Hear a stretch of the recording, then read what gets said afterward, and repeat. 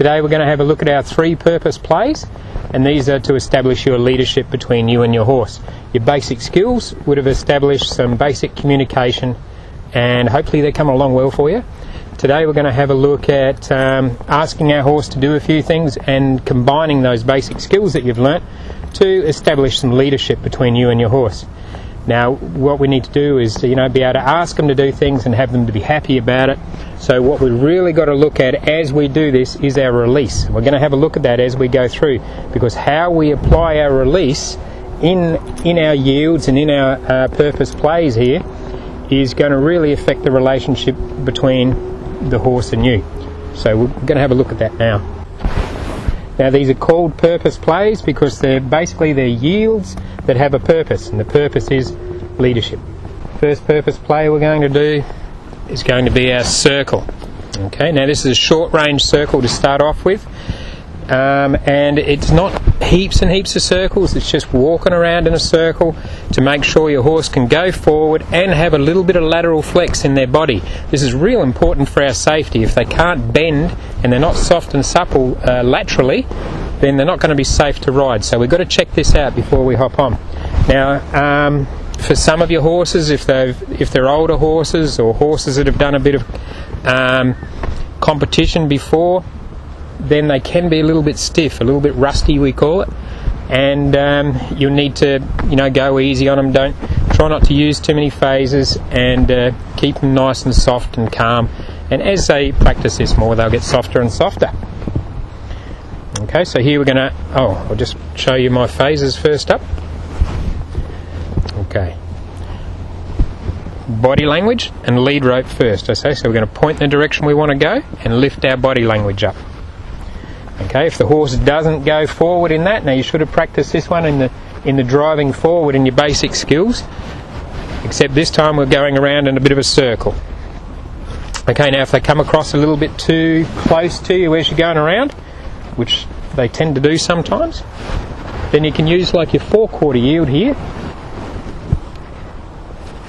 to keep them out of your space. Okay, just slow him up here, just to point this out.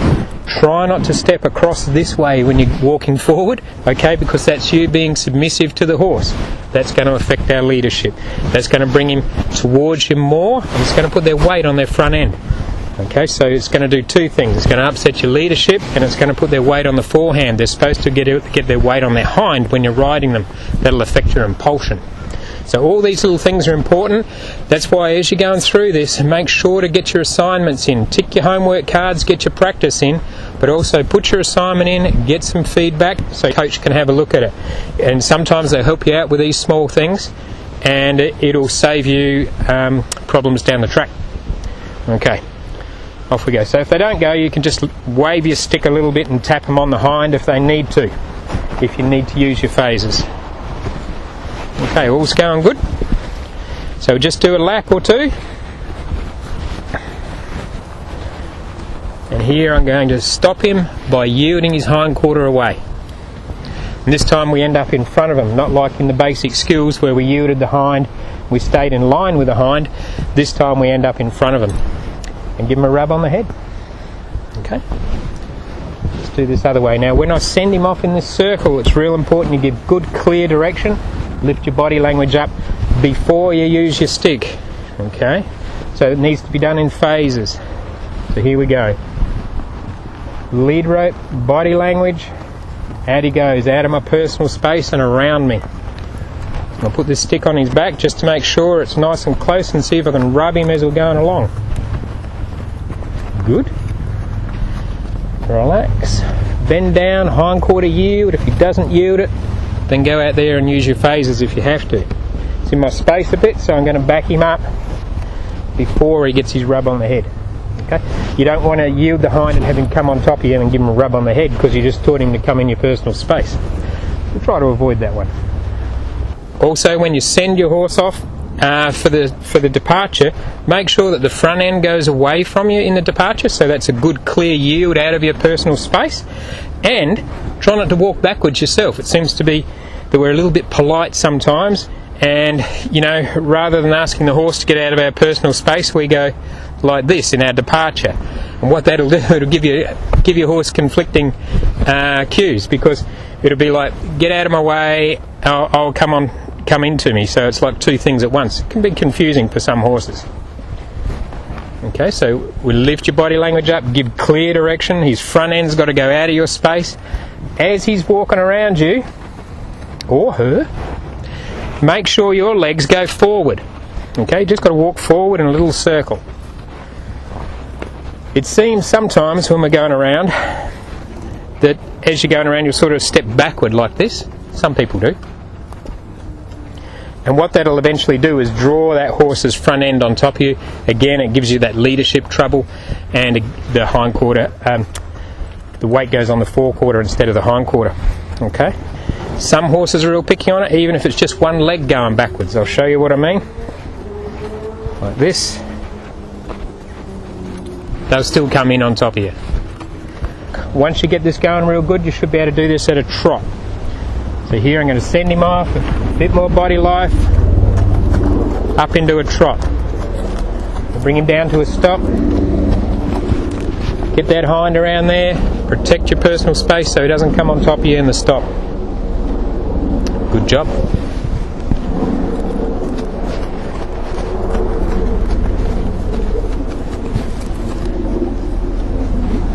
Okay, our circles are going pretty good. After our circles comes our sideways. Now, sideways is real important. It really gets your horse stepping through with their legs. It picks them up through the middle. It's a great physical exercise. It's also a very dominant thing to ask your horse. So try and go polite on it, and gradually build it up to where your horse gets better and better at it. So I'll just show you what we mean here. So first up, we need to make sure that the horse is yielding to our halter so it can go forwards and backwards. Nice and soft there. Okay. Because we don't want the horse, when we put pressure on the side over here, we don't want them coming on top of us or running away. Okay. So I've got hold of my halter there, I've got my body language up. I'm going to bring my stick out here and I'm going to wiggle it a little bit. There, my horse goes sideways a little bit. I relax my body language, stop waving my stick around, and my horse should stop. Okay, I want the horse watching my body language, not the stick. Okay, the stick's just to reinforce your body language. Okay, here we go. So body language is up, stick's wiggling, getting bigger. Here I'm going to get bigger if he doesn't go. Now he's gone, he's going, so I'm going to go back to going small again. So I'm on a light phase, and I'm going to finish on that light phase. Now he's a little bit crooked, so I'm just going to go another step there. Okay, so try and finish them nice and straight. As they get better at this, they'll learn that the straightness is the reward, and they get straighter and straighter in their sideways. Only do about a half a lap of this. At this level, you don't need to be doing a full lap. And when you first start out, just settle for a step or two. Okay? Make sure to do both sides. Try not to have your horse to where he's just going from you holding the stick out there and not wiggling it, because they get a little bit oversensitive. So just have your horse to where he just yields just from a little bit of a stick wiggle there. Okay? Now if you relax your body language and wiggle the stick, he shouldn't go anywhere. Okay? That's how you know you've got communication, not a cue. Okay? So you don't want the stick to become the cue. The horse is supposed to be watching your body language. So if I'm out here, I've got my body language up, and I wiggle the stick a little bit, wiggle the stick a little bit, then he should go. Okay? If I relax my body language, he should stop. Good job, boy. Very observant. So we have to make sure we're using our phases in the right order. If you're out here, you've got your body language up and you've started on your light phase and he's not going, start getting bigger, more visual with this stick, and even start tapping the ground. If he still doesn't go, start getting closer and closer until you end up tapping them. But if he still stands there, go back to phase 1 and then start building again. Okay? Try not to tap them any more than about 3 times. As soon as that happens, go back to your phase 1. Pretty soon he's going to figure out that, that stick's coming and he needs to move out the way. So next we're going to have a look at our flight test. Now it's called a flight test because we're going through something claustrophobic and we want to see if that triggers our flight response in our horse. Hopefully it doesn't, but if it does, what we're going to do is do a hindquarter yield and yield them and teach them to relax after their little scary moment. And eventually we'll do that again until they get calmer at it. Okay, and then you'll stop and come back to it. It's something you need to do over a series of days if you have got a horse that's claustrophobic.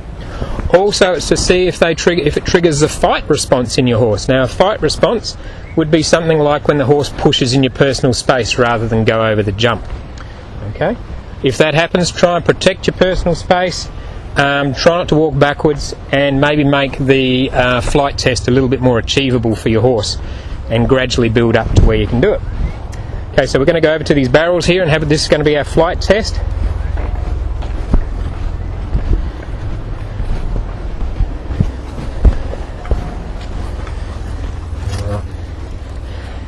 Now we're going to jump the barrels. It's not very high. We're not going to do thousands of them. We just want to see if the horse will go over here and quite willingly go forward. That's what we're looking for. As they jump about this height, you'll find that they do a little bit of a canter stride, and that's what we want to see. That they don't run off when they do that canter stride. So this will show up whether your transitions are going to give you trouble in your riding later on. Okay, so if we can't do this, something's wrong. As a matter of fact, I would not ride a horse who can't do this. Alright, and we'll make this achievable first up. So some of you might have to do this. So we've got two barrels here. You might have to put a bit of a gap there to where your horse can walk through that gap. Or jump the gap. How's that? We'll do that again. So I'm going to lift my body language up, point my lead rope, protect my personal space. You're supposed to walk through the gap, Major.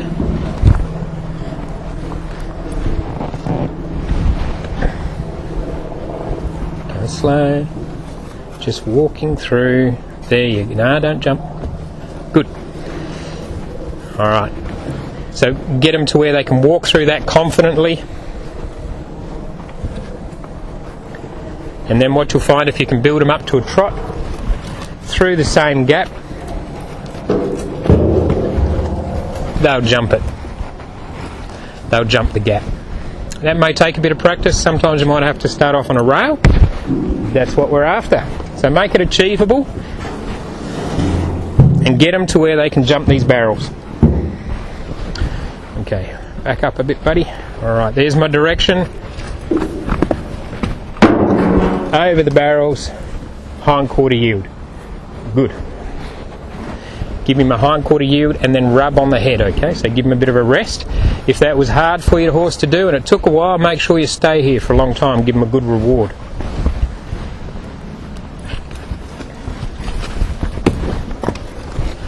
Hindquarter yield. That wasn't a very good hindquarter yield there. That's better. Good. Rub on the head. And that's our flight test. Just a little thing I might point out before we finish the purpose plays here. When you've got your horse going around in a circle and it's doing a nice job, try and relax as much as possible. Don't put any pressure on your horse once he's already going. Okay, so this is release focused training, so we've got to make sure we add release in. So when you're doing your circle, when your horse is going around out here, try and relax a little bit in your body language, and don't be tapping them. Don't keep tapping them. If you want them in a trot, ask them to trot, then leave them alone. Don't keep putting pressure on as they go around. Otherwise they're going to start to lose impulsion because they feel like there's never any release for them. Okay, so keep an eye on your release there. Also, when you're coming up to your jump, up here in trot, as you're coming up just before the jump, try and relax. Okay, so rather than put pressure on just at the jump, which is the crucial moment, give them reward and relax a little bit. Okay, not so much that they stop, of course, but try not to tap them with a stick at the jump. Okay, because if you cause discomfort at the jump, they're going to lose the enthusiasm to jump. Okay.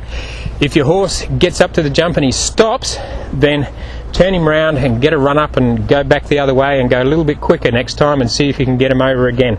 You'll find if you get good impulsion, they'll quite willingly jump the jump. So make sure you add in release as often as you can when you're doing your 3 purpose plays.